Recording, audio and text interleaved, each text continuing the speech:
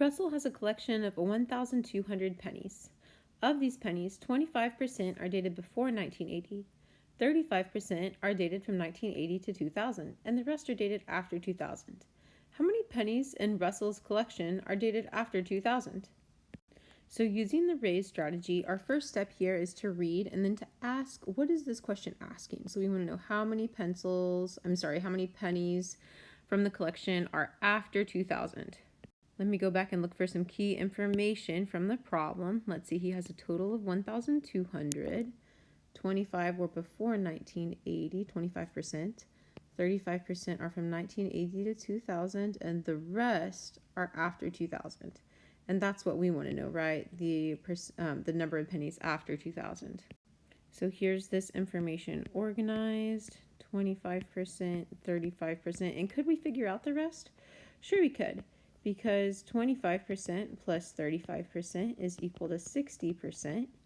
And we know that the collection is going to have 100% total. That would be 100% of the pennies. So 100% minus 60% equals 40%. So then we know that 40% must be after 2000. So we've thought about our question and our information. The strategy I'm going to use here is a proportion. Now that I know that I'm looking for 40% of 1,200, let me find some space to do that. So we want to compare the pennies that were made after the year 2000 to the total number of pennies. So we know that that is 40 out of 100, because a percent is just a ratio out of 100. So 40 out of 100, and we know there was a total of 1,200 pennies. What we're looking for is the actual number that were made after the year 2000. So 40 over 100 equals x over 1,200.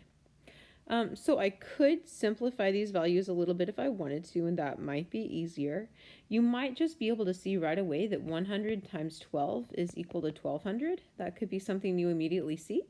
And if you do, then you would know that you're going to multiply 40 times 12 to get x. Some people might prefer to simplify these values a little bit first. So for example, looking between my ratios, I could divide both 100 and 1,200 by 100, right? So I could divide both of these by 100, and then this is going to become a 1, and this is going to become a 12. Let me rewrite that to make that a little less confusing.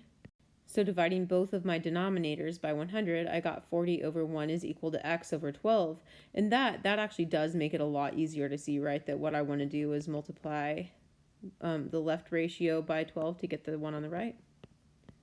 But if I'm doing it to the top and the bottom, then I'm not changing the value of that ratio.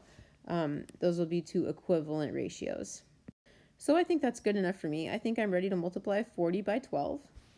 So one way that I could do that is I could know that 4 times 12 is 48. And so then 40 times 12 must be 480. Or I could use the multiplication algorithm, and that would also give me 480. So either way, what that means is that there are 480 pennies made after the year 2000. Now let's think about whether this is reasonable. Let's see, 40% is a little bit less than half, right? If 480 is a little bit less than half of 1,200. So this is actually the only reasonable answer here.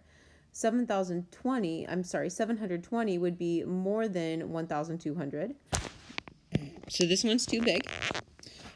40 and 60 are way too small. Those would be the percentages that we're looking for here. 60 would represent the ones made before the year 2000, and 40% would represent the ones made after.